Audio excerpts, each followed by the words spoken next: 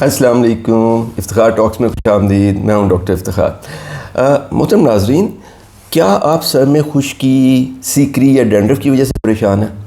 अगर ऐसा है तो यकीन कीजिए आप अकेले नहीं हैं।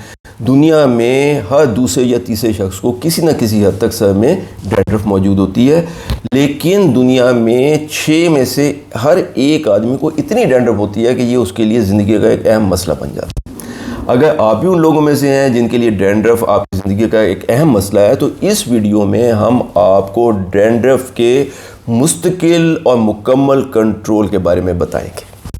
अच्छा, हम आपको ये भी बताएंगे कि डैंड्रफ की कितनी अक़साम है, यानी खुश्की कितनी किस्मों की होती है, और फिर आखिर में हम आपको डैंड्रफ के मुतालिक जो 4-5 मिथ्स मशहूर हो गई हैं, मफरूज़ात मशहूर हो गए हैं, कहानियाँ मशहूर हो गई हैं, उनके बारे में बताएंगे कि उनमें किस कदर सच्चाई है। और असल में यही वो 5 मिथ्स हैं ये जो कि सवालों की शक्ल में डैंड्रफ के बारे में आम तौर पे पूछी जाती है। अच्छा नाज़रीन, आप जानते हैं कि हमारी जो जिल्द होती है वो सेल्स से बनी है, और सेल्स जो हैं वो मुस्तकिल नीचे से पैदा हो के ऊपर की तरफ आते रहते हैं। यानी हमारी जिल्द में सेलों की कई लेयर्स हैं, कई तहें हैं। जैसे मेरे हाथ में एक डायरी है, आप देख रहे हैं, इसमें कई सफ़े, ठीक है ना, 20-25 सफ़ों पे मुश्तमिल एक डायरी है। तो जो नीचे वाली तहें हैं वो नए सेल बना बना के ऊपर वाले लेयर्स पे भेजती रहती है। तो जैसे जैसे सेल पुराने या बूढ़े होते जाते हैं वो चिपटे और फ्लैट होते हैं, ऊपर की तरफ मुंतकिल होते जाते हैं, और एक ख़ास उम्र को पहुंच के जो ऊपर वाले सेल हैं वो इस तरीके से, जैसे हम सफ़े फाड़ देते हैं, वो इसी तरीके से ऊपर से शेड ऑफ हो जाते हैं, गिर जाते हैं, झड़ जाते हैं। लेकिन ये जो अमल है ये बहुत आहिस्तगी से हो रहा होता है। स्लोली थोड़े थोड़े मिकदार में सेल जो है ना, वो जो पुराने सेल हैं वो झड़ते रहते हैं, और साथ के साथ जब हम पे कंघी करते हैं या ब्रश करते हैं या सर धोते हैं तो उसमें से साफ़ हो जाते हैं। अच्छा, फिर इस जिल्द की प्रोटेक्शन और हिफाजत के लिए कुदरत ने हमें जहाँ जहाँ हमारी जिस्म पे बाल मौजूद हैं, और आप देखेंगे कि अलावा हथेलियों के और तलवों के हमारी तमाम जिस्म पे छोटे या मोटे बाल मौजूद होते हैं, छोटे छोटे बाल ज़रूर मौजूद होते हैं। तो तमाम जिस्म पे रब ताला ने हमें चिकनाई पैदा करने वाले गदूद जो है ना अता किए हैं, जिनको सेबेशियस ग्लैंड्स कहते हैं। ये थोड़ी थोड़ी मिकदार में चिकनाई पैदा करते रहते हैं ताकि हमारी जिल्द जो है वो खुश्क ना हो, ड्राई ना हो, बल्कि मॉइस्चराइज रहे, नरम रहे, सॉफ्ट रहे। अब ये जो जिल्द में चिकनाई है और सेल जो है इसके झड़ने का जो अमल है, ये जब तक एक तनासुब में रहता है तो बातें ठीक रहती है। जब सेल ज़्यादा मिकदार में और ज़्यादा तेज़ी से झड़ना शुरू हो जाते हैं और वो चिकने हो जाते हैं बहुत ज़्यादा, तो यही बदनुमा सफ़ेद रंग के छिलकों की शक्ल में डैंड्रफ की सूरत में हमारे बालों में आन मौजूद होते हैं। इसी को हम खुश्की, डैंड्रफ या सीकरी कहते हैं। अच्छा, सीकरी एक किस्म की नहीं होती हर शख्स को, बल्कि वजूहात की बुनियाद पे डैंड्रफ की 4 वाज़ेह अक़साम जो है ना वो उनको पहचाना गया है। और ये बहुत ज़रूरी है कि अगर आपको डैंड्रफ है तो आप इस बात को पहचानिए कि आपको इन 4 में से किस किस्म की डैंड्रफ है, क्योंकि इनके इलाज में बहुत ज़्यादा फ़र्क है। अच्छा, इसमें से जो पहली किस्म की डैंड्रफ है उसको हम ड्राई डैंड्रफ कहते हैं, और जैसा कि नाम से ज़ाहिर है कि ये सर में खुश्की की वजह से होती है। यानी कि सर में मौजूद जो हमारे चिकनाई पैदा करने वाले सेबेशियस ग्लैंड हैं वो किसी वजह से उस मिकदार में चिकनाई नहीं पैदा कर रहे होते, बल्कि ऑयल की कमी हो जाती है, इसलिए खुश्की का सामना करना पड़ जाता है। तो जैसे जिल्द में बाकी जगह खुश्की सर्दियों में हो जाती है और स्किन वाइट हो जाती है, ड्राई हो जाती है, क्रैक हो जाती है और उसके ऊपर से छिलके उतरने शुरू हो जाते हैं, बिल्कुल इसी किस्म का काम जो है वो सर में भी होता है। तो इसलिए ड्राई डैंड्रफ जो है ये आम तौर पे सर्दियों में देखने में आती है, इसलिए इसको सीजनल डैंड्रफ भी कहते हैं। गर्मियों के दिनों में, यानी सर्दियों के 2-3 महीनों को छोड़ के आमतौर पे पेशेंट ये कहते हैं कि जो हमारी डैंड्रफ बहुत बेहतर हो गई, पर सर्दियों में बहुत ज़्यादा हो जाती है, ठीक है। तो बाकी दिनों में वो या कंट्रोल हो जाती है या ख़त्म ही हो जाती है।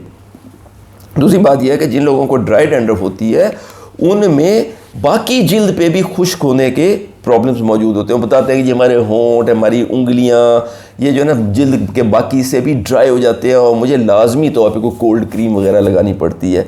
तो बस इसी तरीके से जैसे बाकी जिल्द ड्राई हो रही होती है तो जो सर की जिल्द है वो भी ड्राई हो रही होती है, वो छोटे छोटे वाइट छिलकों की शक्ल में, डैंड्रफ की शक्ल में नमूदार होना शुरू हो जाती है। और इसके साथ साथ इन लोगों को बहुत ज़्यादा तो नहीं, लेकिन सर में थोड़ी थोड़ी इचिंग या ख़ारिश की भी शिकायत हो सकती है। तो ये है ड्राई डैंड्रफ। तो जैसे आप देखेंगे कि ये सीजनल है, आमतौर पे सर्दियों में होती है, गर्मियों में बेहतर हो जाती है या गायब हो जाती है।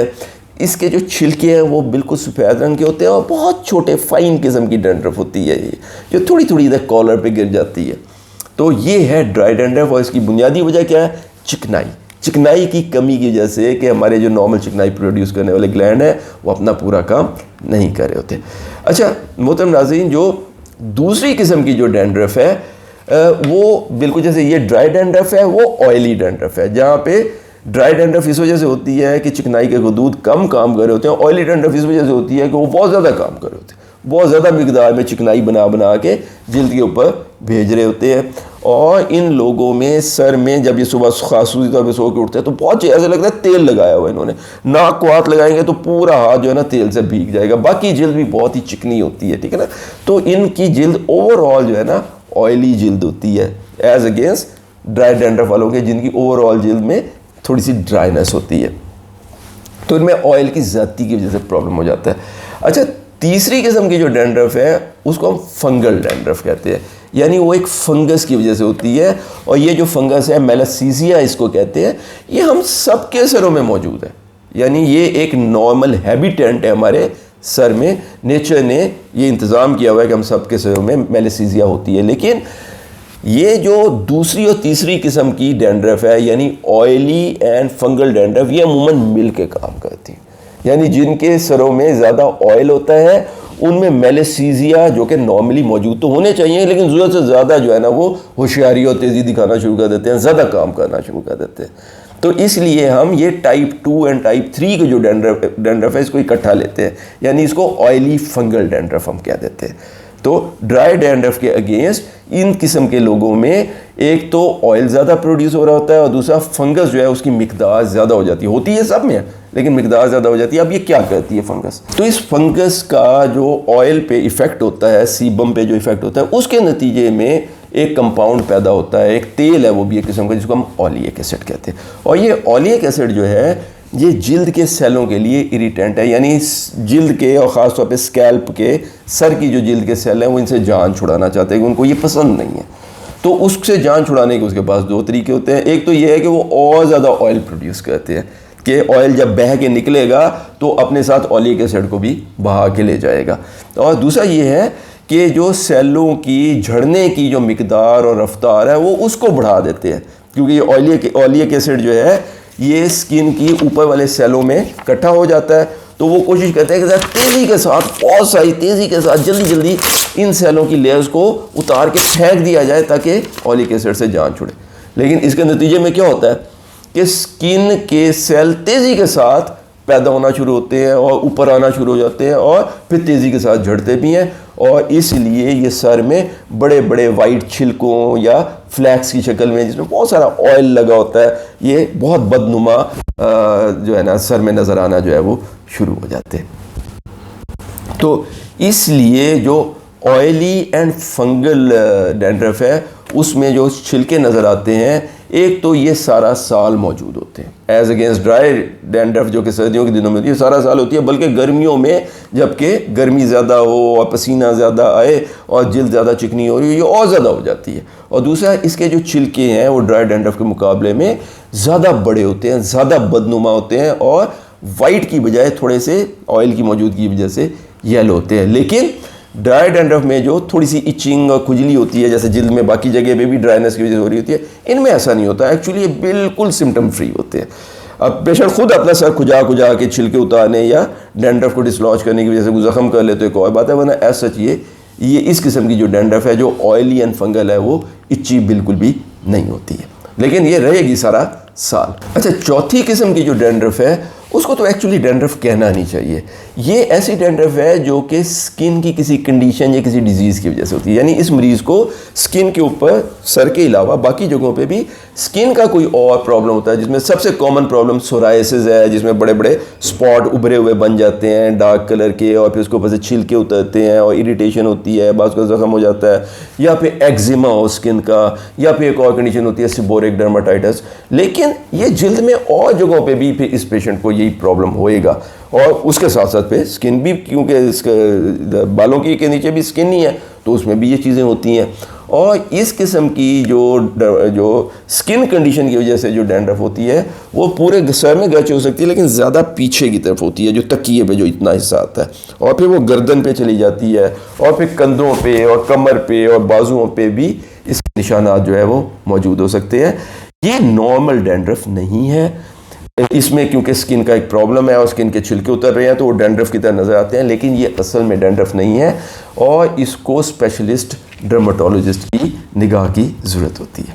अच्छा नाज़रीन, अब हम आते हैं डैंड्रफ के इलाज की तरफ। अच्छा, इस इलाज की बात शुरू करने से पहले एक बात तो ये समझ लीजिए कि डैंड्रफ का कोई मुस्तकिल इलाज मौजूद नहीं है, बल्कि इसके जितने भी इलाज हैं वो डैंड्रफ को क्योर करने के बजाय कंट्रोल करते हैं। यानी अगर कोई आदमी आपको ये कह रहा है कि जी आप ये गोली, ये दवाई, ये लोशन, ये तेल, ये शैम्पू आप लगा लें, 1 महीना रेगुलर लगाएं पे आपको कभी डैंड्रफ नहीं होगी, अब वो आपसे झूठ बोल रहा है। मॉडर्न साइंटिफिक जो state of the art status है उसके मुताबिक ये है कि डैंड्रफ को क्यों नहीं किया जा सकता, यानी इससे मुस्तकिल निजात नहीं पाई जा सकती, लेकिन इसको मुस्तकिल तौर पे बड़ा अच्छा कंट्रोल किया जा सकता है। तो जो वॉच वर्ड है वो ये है कि dandruff can not be cured but it can be controlled. तो हम भी जो आपसे बात करेंगे वो ये है कि हम आपको से एक ऐसी रूटीन का जिक्र करेंगे जो बहुत आसान है, आपकी ज़िंदगी का बिल्कुल आसानी से हिस्सा बन जाएगी, बल्कि ऑलरेडी आप उस तरीके की बहुत सारे काम कर रहे होंगे जिससे आपकी डैंड्रफ कंट्रोल रहेगी, आपको परेशान नहीं करेगी और आपको इसके लिए कोई बहुत बड़ी स्पेशल एफर्ट करने की भी ज़रूरत नहीं है। और जैसे ही आप इस हकीकत को दिल से तस्लीम कर लेंगे ना कि डैंड्रफ मुस्तकिल तौर पे ख़त्म नहीं हो सकती, लेकिन बड़ी अच्छी मुस्तकिल तौर पे कंट्रोल हो सकती है, आप यकीन कीजिए आपका आधा मसला हल हो जाएगा।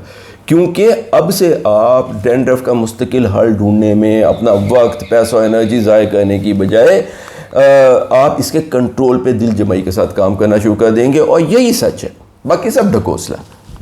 तो आइए सबसे पहले हम आपसे बात करते हैं ड्राई डैंड्रफ की, यानी सीजनल डैंड्रफ के इलाज की, कि इसके लिए आपको क्या करें। अच्छा, क्योंकि ड्राई डैंड्रफ ज़्यादा सर्दियों के 2-3 महीने में शिद्दत पकड़ती है और ये स्किन की ड्राइनेस की वजह से होती है, इसलिए आपको सबसे पहले तो ये चाहिए कि जिन दिनों में आपको ये डैंड्रफ हो रही हो, यानी सर्दियों के दिनों में, उन दिनों में हफ्ते में 2 या 3 मरतबा से ज़्यादा सर ना धोएं। क्योंकि अगर आप ज़्यादा सर धोते हैं तो आपके सर में मौजूद जो नेचुरल चिकनाई है यानी सीबम है वो वॉश आउट हो जाती है, धुल जाती है, जिससे चिकनाई की और कमी होती है और आपकी डैंड्रफ एक्चुअली चिकनाई की कमी यानी खुश्की की वजह से। तो इसलिए हफ्ते में 2 या 3 मरतबा से ज़्यादा सर ना धोएं, नंबर 1। दूसरी बात यह है कि हफ्ते में 2 मरतबा किसी अच्छे लेकिन लाइट से ऑयल से सर के बालों का मसाज करें और ऑयलिंग करें। इस मकसद के लिए शायद सबसे अच्छा ऑयल जो है वो कोकोनट ऑयल यानी गिरी का तेल है। तो इसके लिए ख़वातीन जिनके बाल लंबे होते हैं वो 2 टेबल स्पून, चाय वाला नहीं, जो बड़ा चावल खाने वाला चम्मच है उसके बराबर कोकोनट ऑयल ले लें और उसको गर्म कर लें, और मर्द हजरात 1 चम्मच के बराबर गर्म कर लें, क्योंकि सर्दियों के दिन होंगे और कोकोनट ऑयल आपको पता है जम जाता है, तो इसको गर्म कर लें और 10-15 मिनट लगा के अच्छी तरह बालों की रूट्स में इसको लगाएं और घंटे से 1.5 घंटा छोड़ दें, लेकिन ओवरनाइट, पूरी रात के लिए ना छोड़ें। और इसको किसी अच्छे से माइल्ड से शैम्पू से, मॉइस्चराइजिंग शैम्पू से इसको धो दें। इस बात का ख्याल रहे कि जो अच्छी कंपनियां हैं वो उनके जो मुख्तलिफ शैम्पू हैं वो मुख्तलिफ बालों के लिए बने होते हैं। आपको एक ऐसे शैम्पू की ज़रूरत है क्योंकि आपको ड्राइनेस है जो ड्राई बालों के लिए बने हो, तो आप देखिए कि शैम्पू के ऊपर लिखा होगा वो मॉइस्चराइजिंग शैम्पू है या उसके ऊपर खास तौर पर लिखा हो कि it is suitable for dry hairs.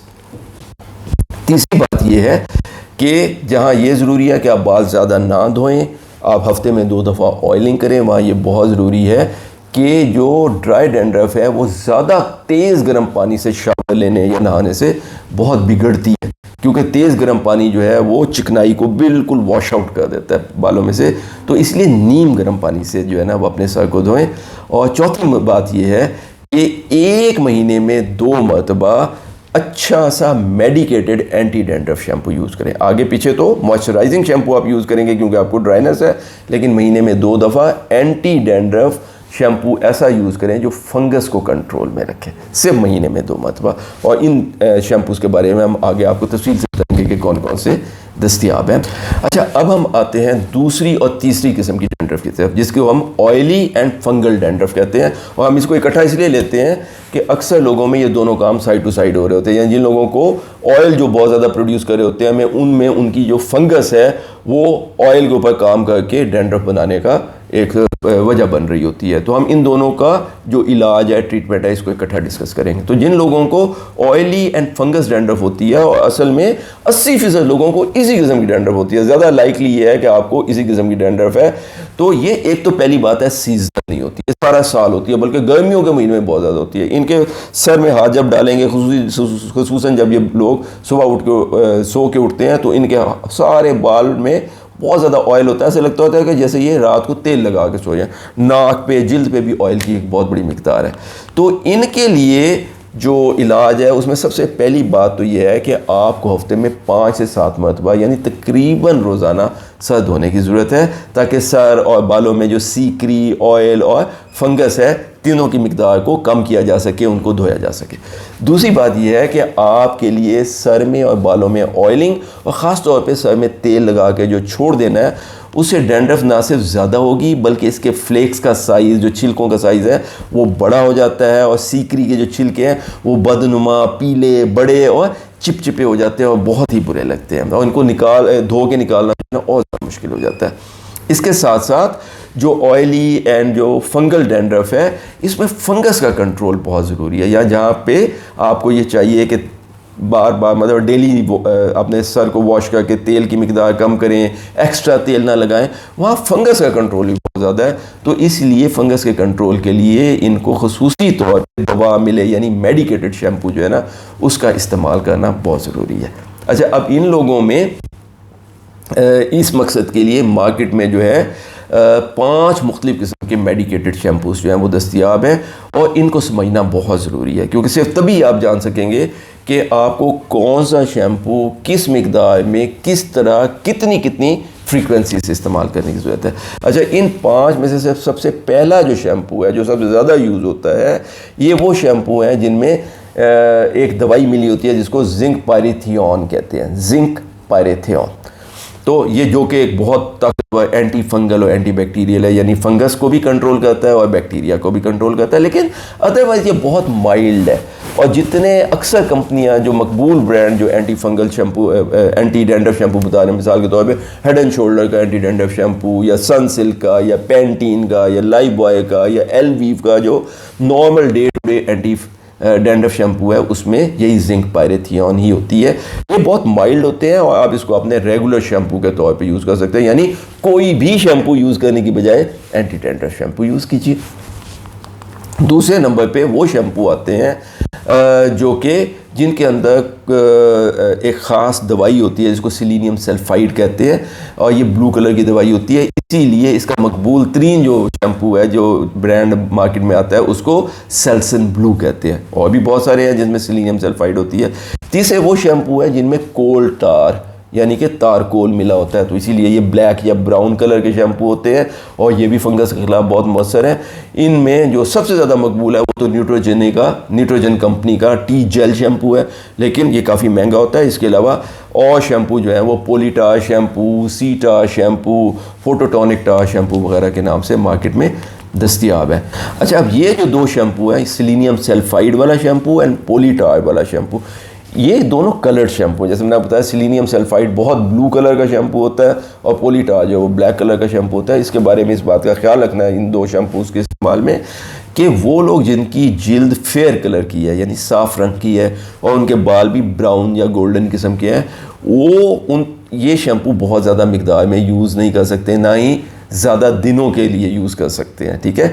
और जब वो ये 2 शैम्पू यूज़ करें तो उनको चाहिए कि इन शैम्पूज़ को आखिर में अच्छी तरह धो के सर में से निकाल दें, वरना उनके सर और जिल्द के स्टेन होने का, यानी उसके रंग के ख़राब होने का अंदेशा मौजूद रहता है। अच्छा, जो अगला चौथी किस्म का शैम्पू है, ये वो है जिनमें सैलिसिलिक एसिड होता है।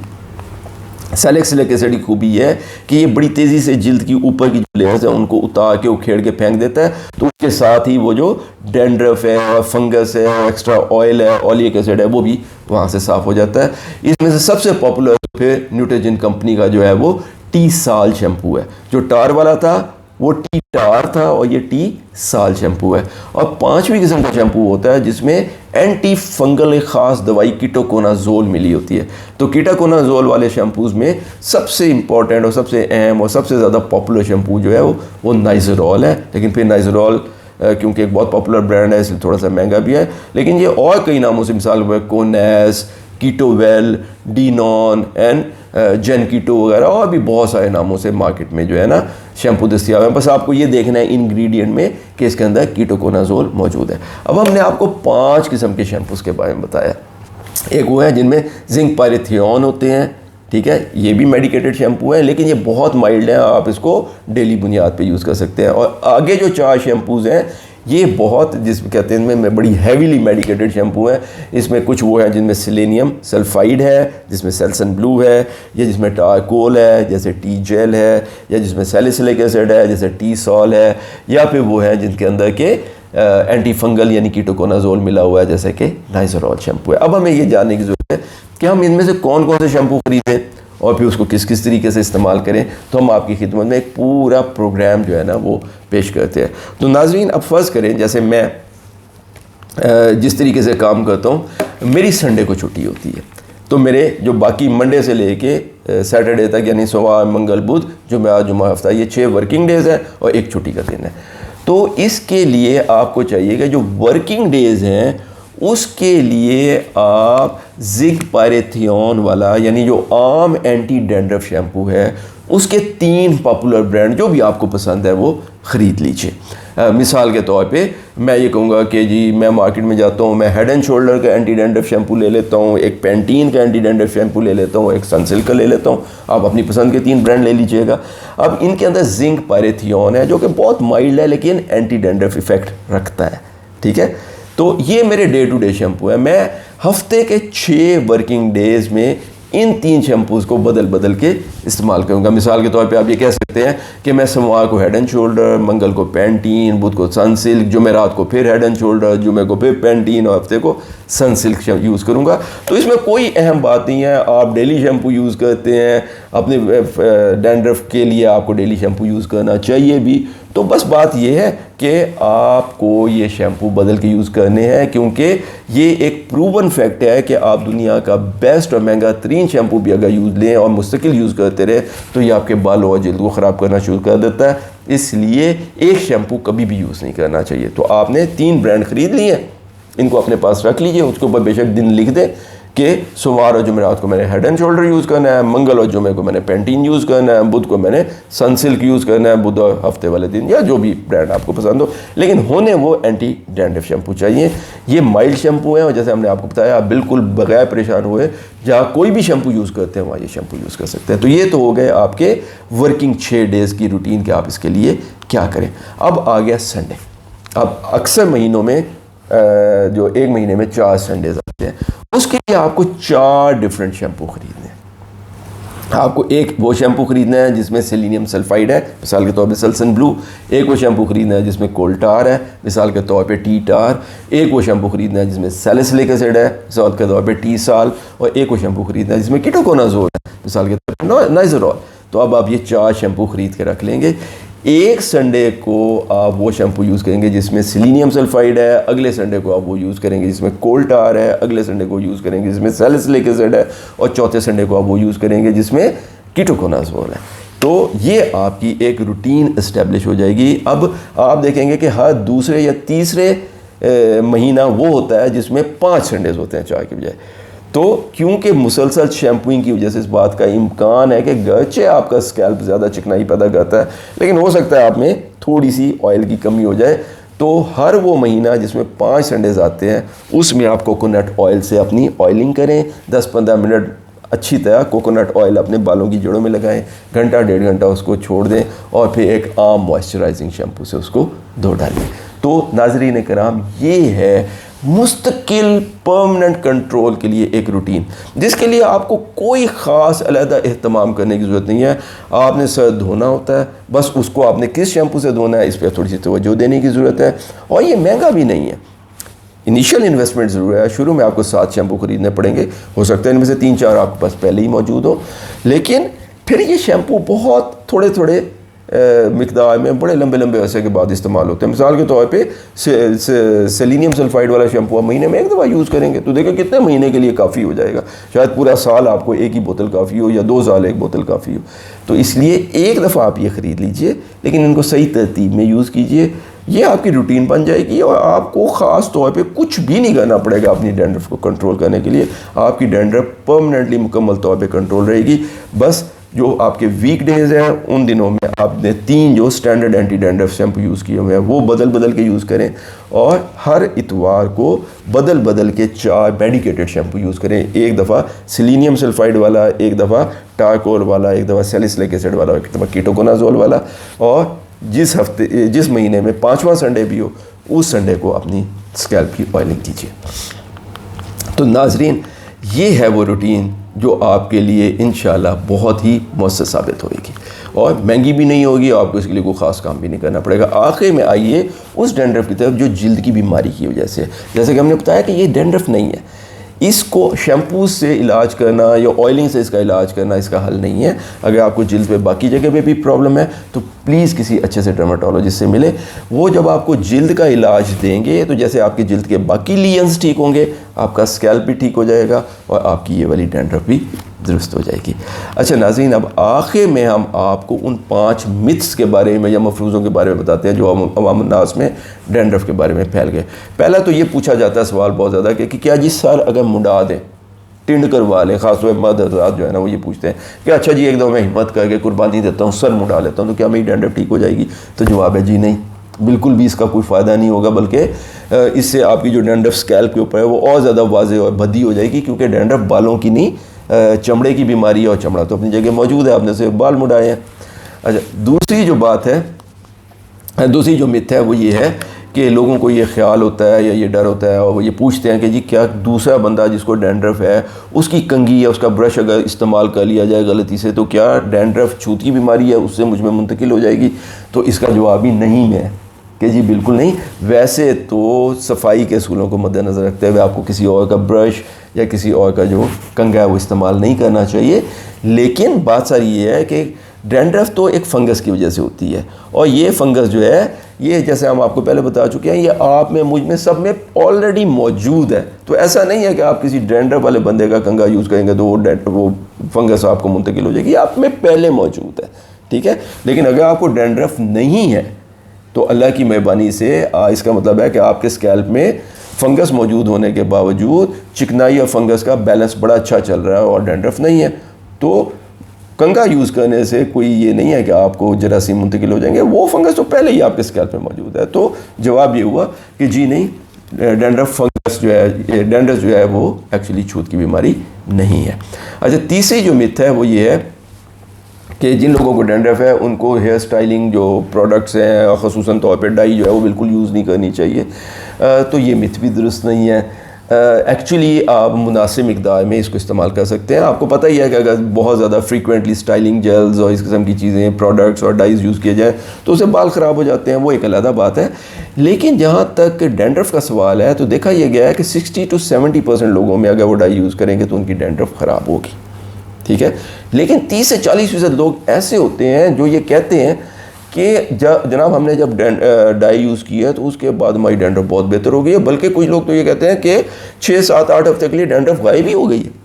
मुस्तकिल इलाज तो शायद इसका मुमकिन नहीं होता, लेकिन एक बड़े अरसे के लिए डैंड्रफ जो है वो सप्रेस हो जाती है, गायब हो जाती है, छोड़ जाती है। तो अगर आप उन खुशकिस्मत लोगों में से हैं, लेकिन इसके लिए फिर आपको तजर्बा करना पड़ेगा। अगर आप चाहते हैं डाई यूज़ करना तो अच्छी क्वालिटी की, अच्छी कंपनी की डाई यूज़ करके देख लीजिए।